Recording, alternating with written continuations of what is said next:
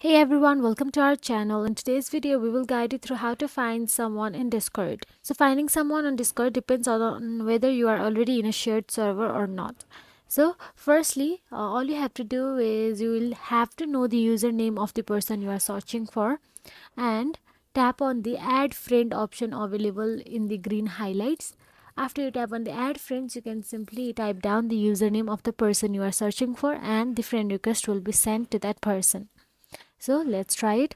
Go to the add friend option, tap on the add friend option, and simply write down the username and send friend request to that specific person.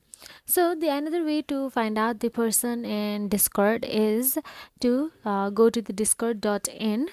Now all you have to do is find the username of the person and copy the username from anyone and paste it in discord.in and look up for that person, and all the details of the person will be shown below.